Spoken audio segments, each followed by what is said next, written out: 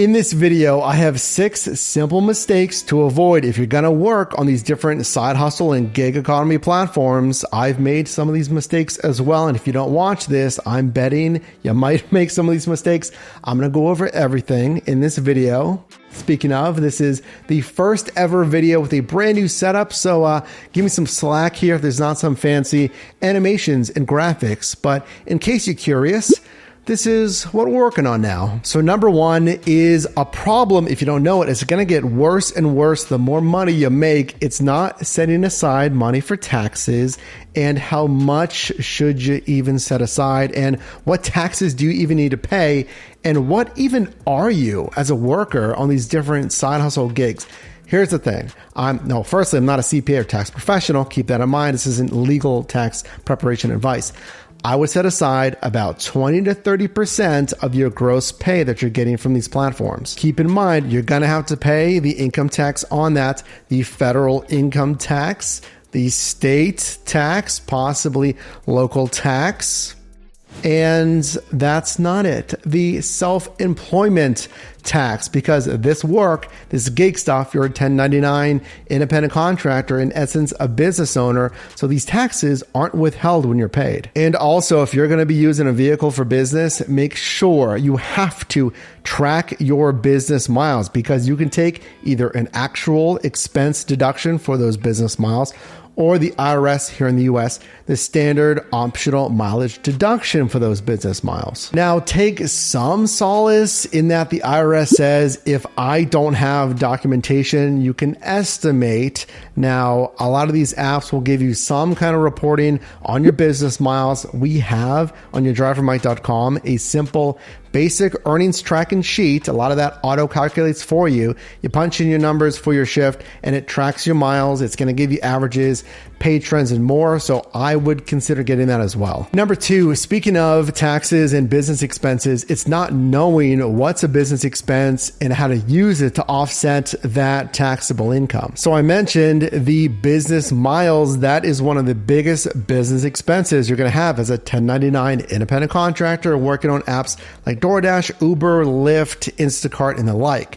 But there's also things like your phone chargers, tires, maintenance, oil changes, anything that's directly related to the business. Now, some of that's going to fall into the standard optional mileage deduction we talked about, but there are truly other business expenses like those phone chargers, hot and cold bags, and things like that. So talk to your CPA or tax professional about how to use that, because it's very simple. You have your gross revenue, what these apps pay you, minus your expenses equals your actual taxable income. Number 3 that I'm a big believer in, that you're doing this side hustle stuff for just that. It's a side hustle. Most people on these apps and gigs, they're getting their income, I think it's like 80+%, at least as reported on DoorDash.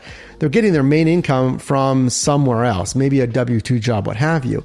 And the mistake is not using this side hustle income as an investment opportunity. Before you say it, yes, 100%. If you're doing side hustle stuff to make up for lost income or to catch up on debts or to just make ends meet, that's number 1. And I've been there and I've basically done all of that. I've done this stuff to survive when a company I was working for went under.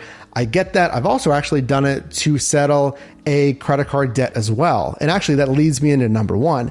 I would use this income as, yes, an investment medium, but paying off the debts first. So number 1, you pay down the high interest credit cards, which is massive, like 20+% interest rates on these credit cards.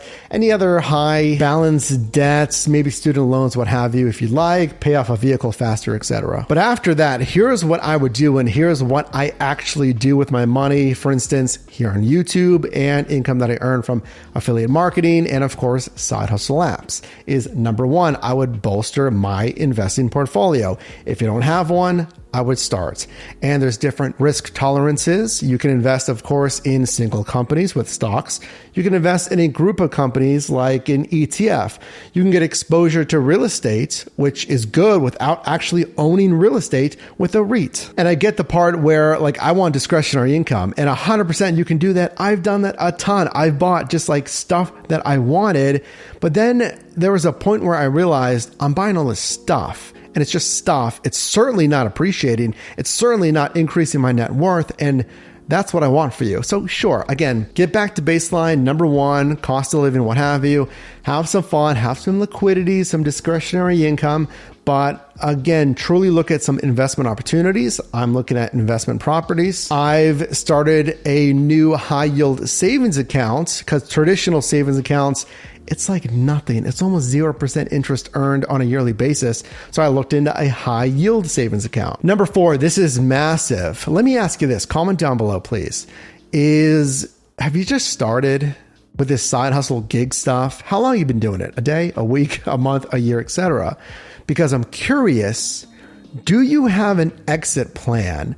You need to have an exit plan and or a pivot plan if you're working in this gig economy, these different apps. Because I used to work in San Diego at the time for, let me know if you've heard of this, Amazon restaurants. Amazon used to have a food delivery wing and it closed. I did Shipt. I was making like $40 some an hour, and that's still around, now owned by Target, which makes me think of Roadie, which was acquired by UPS. Opinion. Do you think these apps get worse when they get acquired by a larger company? The point is I'm constantly looking at different apps and opportunities for myself and you. By the way, this is all I do here. Consider dropping a like. And considering this is the first time I'm shooting on this camera, I did want to celebrate getting this brand new camera by giving you 25% off our brand new YouTube course, Mastering YouTube, the A to Z course on how to film, how to be comfortable on camera, build an audience, have more people click on your videos, have catchy clickable titles and thumbnails, how to design those, how to go live, SEO strategies, a complete guide for you. Let's do 25% off to celebrate this new Sony Alpha 7 IV, not sponsored. Get 25% off that complete course. Use code ALPHA7. If you don't have an exit plan per se, I mean, do you really want to do this for 5, 10, 15, 20 some plus years? And if you plan on doing this just like 6 months, let's say, on the other end, 3 to 6 months as a side hustle, then what happens? Let me ask you the pivot question. If your income goes from $25 an hour to like 14, 15, like some people can just quit, but what if you can't just quit? You have to have that pivot plan. Number 5, it's a very common problem. My brother had this until I convinced him otherwise. I've done this in just my research for you. It's working a side hustle that is more labor intensive or doesn't pay as well as another option. My mistake, well, not really mistake, I guess, but what I found was working Amazon Flex, which is parcel, envelope delivery. You go to the warehouse, you get a route, and then you make the deliveries. So I would sign up for shifts, like 3-4 hour shifts that guaranteed $18 to $20 some an hour, which wasn't bad. But then you can do like food delivery and possibly make $18 to $20 some an hour. Probably drive less miles and it's less labor intensive. It's certainly less stops per hour. My brother Matt's was only working on, I think it was DoorDash or Uber Eats, I can't remember, but I told him sign up and at least try the other platform. And he signed up. It's free. It's free. He signed up, tried it, and he liked it a lot better than the other platform. He was making more money. So you never know what might be out there. And number 6, this is so simple. Again, I did this. I've watched other shifts on our new series, First Shift, where we look at gig workers' first shift. I've done this, but it's spending money when you're out there working. And I understand a lot of us, if you're working 2, 4, and 9-hour days, then I want a soda, I want a drink, I want a coffee, I want a sub sandwich, I want lunch and dinner because I'm out. But you're trying to make money. You're trying to make money, not spend money. So what I did, especially working longer shifts and especially when I needed every dollar I could, is just simply pack something, all right? Get a larger hydro flask, some kind of thermos, so you're good to go in that, and then a small cooler. That's all you need. Pack something in there. and you are literally saving yourself money from going out there and wasting money on fast food. So let me know down below in the comments, have you made any of those mistakes? I certainly have. Make sure to take advantage of that 25% off of Mastering YouTube.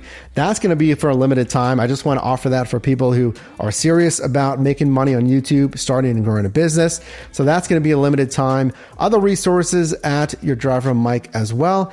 And I'll see you in the next one.